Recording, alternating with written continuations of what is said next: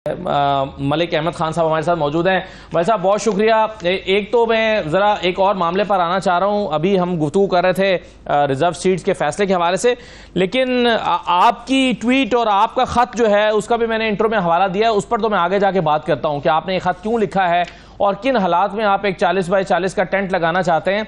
लेकिन उससे पहले आज जो इमरान खान साहब ने काजी फाइसा साहब पर अदम एतमाद का इजहार किया है और उन्होंने हवाला दिया है PLD 2021 सुप्रीम कोर्ट 446 का, और ये जजमेंट जो है जस्टिस गुलजार साहब की, ये जरा मैं स्क्रीन पर अगर दिखा दूं, और उसमें लिखा है कि the honourable chief justice of Pakistan therefore observe that in these circumstances it would not be proper for the honorable judge yani Qazi Faisa to hear the matter, considering that he had already filed a petition against the Prime Minister of Pakistan jab Imran Khan Prime Minister hua karte the in his personal capacity. Therefore, to uphold the principle of unbiasedness and impartiality, it would be in the interest of justice that the honorable judge should not hear matter involving the Prime Minister of Pakistan. काजी फैसल साहब को prime minister से यानी इमरान खान से मुताल्लिक जो matters हैं उनको नहीं सुनना चाहिए। ये उस वक्त की जजमेंट, मलिक अहमद खान साहब, क्या आपके ख्याल में आज भी ये जजमेंट जो है वो उसका हवाला देना या उसकी बुनियाद पर काजी फैसल साहब को अलग रहने का मशवरा देना ये बनता है? क्योंकि उस वक्त इमरान खान प्राइम मिनिस्टर हुआ करते थे, आज वो प्राइम मिनिस्टर नहीं है, और उस वक्त चीफ जस्टिस काजी फैसल साहब चीफ जस्टिस नहीं हुआ करते थे, आज वो चीफ जस्टिस हैं। तो क्या आज भी ये लागू होता है?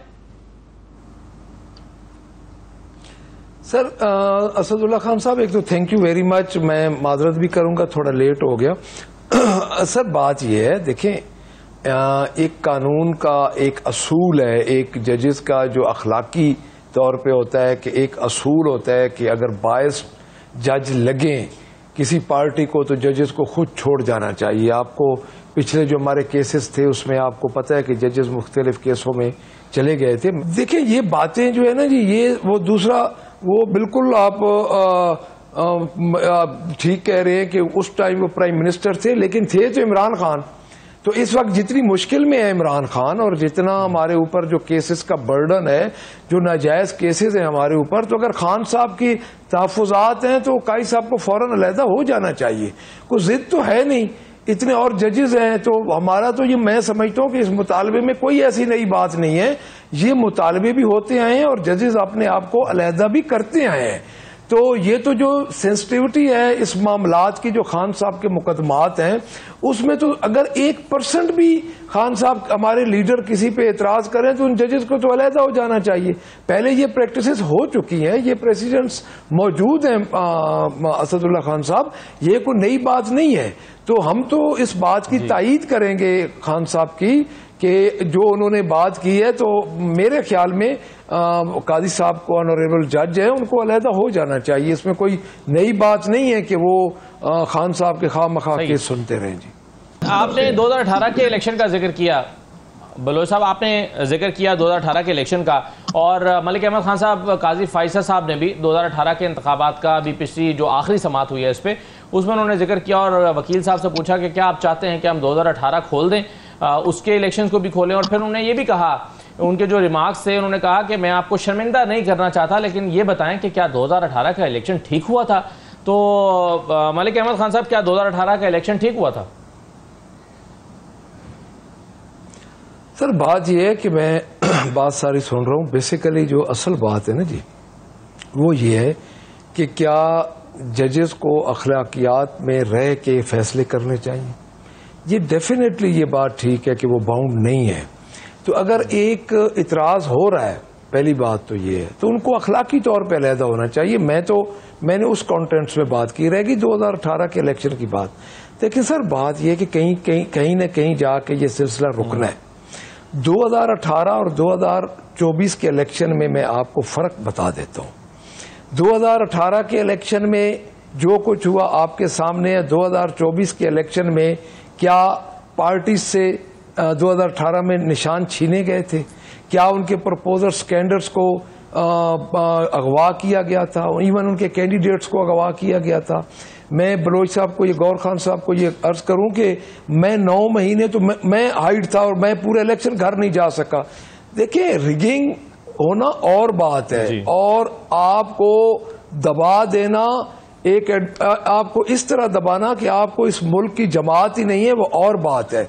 अब अगर आप इस सेंस में कंपैरेटिवली आप मवाजना करें 2018 और 2024 के इलेक्शन का, तो बहुत बड़ा फर्क है। इतना फर्क है जिस तरह जमीन आसमान होता है वो हम भुगते हैं। दूसरी बात मैं आपको अर्ज करूं 9 मई की। देखिए सर, 9 मई का हमारा एक सीधा सा हमारा क्वेश्चन है, एक सीधी सी हमारी डिमांड है। हमने असेंबलीज में भी रेजोल्यूशन दी हैं, हम हर फोरम पे कह रहे हैं कि 9 मई का जुडिशल कमीशन बना दिया जाए। क्यों नहीं जुडिशल कमीशन बनाते? इनके पास एक एब्सोल्यूट मेजॉरिटी है, जिस तरीके से भी आ गई। इस वक्त पंजाब में भी इनकी गवर्नमेंट है, मरकज में भी इनकी गवर्नमेंट है, तो एक जुडिशल कमीशन बना दें। देखिए जब जुडिशल कमीशन बन जाएगा, जजा सजा उस वक्त हो जाएगी।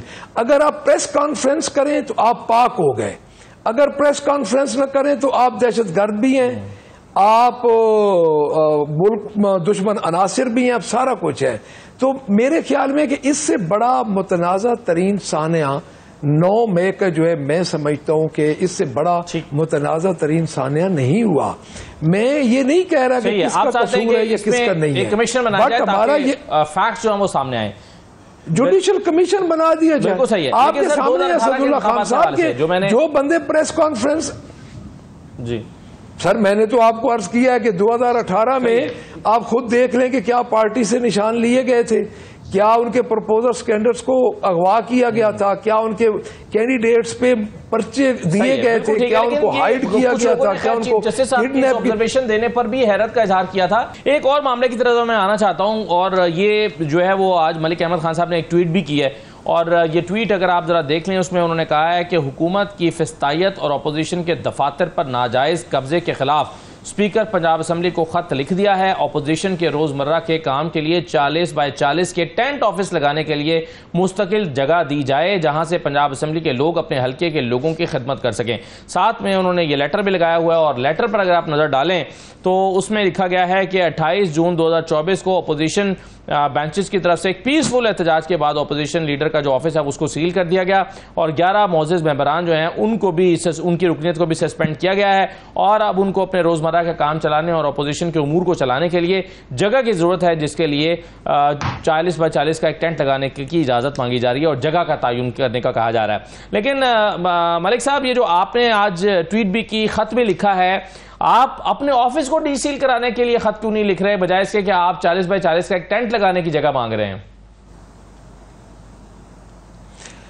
जी बहुत अच्छा सवाल है असदुल्ला खान साहब आपका। मैं इसको थोड़ा सा आपको इसके कॉन्टेक्स्ट बताऊंगा कि जब सीएम तशरीफ लाई तो हमने एहतजाज किया। डेफिनेटली अपोजिशन का हक होता है एहतजाज करना, और जो जेन्युइन जमहूरी हुकूमतें अवाम के वोटों से आती हैं वो तो लेजिटिमेट होती है असेंबली की कार्रवाई की, अगर अपोजिशन हिस्सा ले और एहतजाज करे। एहतजाज हमने किया और हमने अपनी सीट्स पे खड़े होकर एहतजाज किया। हमारे साथ पिछले 3 महीनों में बड़ी ज्यादतियां हुई हैं, और तकरीबन 4700 हमारे बंदों को डिटेन किया गया है 16 एमपीओ में। क्योंकि मैं ये समझता हूं कि जितने भी पिछले 9 अप्रैल के बाद जो रजीम चेंज हुआ था, तो सो कॉल्ड गवर्नमेंट थी निगरान, वो भी हम नून का हिस्सा समझते हैं। तो हमारा एहतजाज था, हमारे वर्कर्स को नाजायज पर्चों में, हमारे लीडर को, हमारे जितने लीडर से, डॉक्टर यास्मीन राशिदा साहबा का आप देख लें, और जो इजाज चौधरी साहब हैं, सब जितने भी हैं, मैं एक एक का नाम अब लूं तो टाइम आपके पास कम है, तो जितने हैं, तो हमने एहतजाज किया सर। अच्छा, एहतजाज हम करके अभी हम अपने चैम्बर में गए। आप, मैं एक और बात असदुल्ला खान साहब, आप ये रिकॉर्ड को दुरुस्त कर लें, तारीख है ये कि 1937 से जब से अडल्ट फॉर्म आई है, जो गवर्नमेंट पंजाब में जब सर छोटू राम की गवर्नमेंट बनी थी, आज दिन तक ये नहीं हुआ कि आप अपोजिशन का स्टाफ बुला लें, और फौरन इन्होंने स्टाफ बुला लिया, टेलीफोनिकली वर्बली स्टाफ बुला लिया। उस वक्त हमारे पास जोराना हो रहा था, इसका अलामा नासिर साहब सेनेटर हैं, वो तशरीफ लाए। उसके बाद इन्होंने गाड़ी तो खैर हमने खुद वापस मैंने कर दी। अच्छा, उसके बाद इन्होंने दूसरे दिन रात को अपोजिशन का चैम्बर लॉक कर दिया।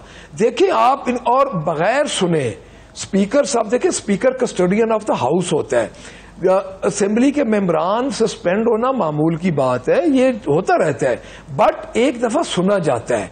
आप उनको बुलाएं, उनको सुने, अगर वीडियोस में कोई काबिल एतराज बात है और कोई नाकाबिल बर्दाश्त बात थी तो हमें भी पता चलता, क्योंकि वहां पे सिर्फ नारे लगे हैं और नारे हमेशा अपोजिशन लगाती है, और नारे मैंडेट चोर, फॉर्म 47, ये जिस तरह हम नारे लग रहे हैं हर जगह पे ये लग रहे हैं। तो उसके बाद उन्होंने हमारा चैम्बर लॉक करके बगैर सुने मेंबर्स को, बगैर उनको नोटिस दिए, उनके 11 मेंबर, उन्होंने हमारे 11 मेंबर को उन्होंने कर दिया, सस्पेंड कर दिया। अब सर पोजीशन ये है कि उन मेंबर्स को और हमें भी, हमारे डिप्टी अपोजिशन लीडर के नहीं सर, उनको सस्पेंड करके अंदर, हमें अंदर जाने की उनको इजाजत नहीं चाहिए। यानी साहब ये बताए ना, अब आपको मैं आपको वही बता रहा हूं सर, हमें मैं असदुल्ला खान साहब आपको मैं वही अर्ज कर रहा हूं कि हम उस ऑफिस में नहीं जाएंगे उस वक्त तक कि अगर हम गुस्ताखी कर दें उस चीफ मिनिस्टर की, जब वो असेंबली में आए तो हम उनको गुस्ताखी वो समझें कि ये एहतजाज कर रहे हैं, और फिर हमारा चैम्बर लॉक हो जाए, हमारा स्टाफ वापस हो जाए। तो हमने तो यही रिक्वेस्ट की है कि असेंबली के आते में प्रीमिसेस में हमें एक टेंट दे दिया जाए, हम तो उसको अपोजिशन चैम्बर डिक्लेयर कर देंगे। लेकिन ये एक इंतहा है, ये स्पीकर साहब अपने जो नाम है वो कोई अच्छी तारीख में नहीं लिखवा रहे कि इस तरह उन्होंने ब्रूटली अपोजिशन को दीवार के साथ लगा दिया है। आप कह रहे हैं कि 1937 से लेकर आज तक नहीं है, ऐसा नहीं हुआ कि अपोजिशन लीडर का दफ्तर सील किया गया हो।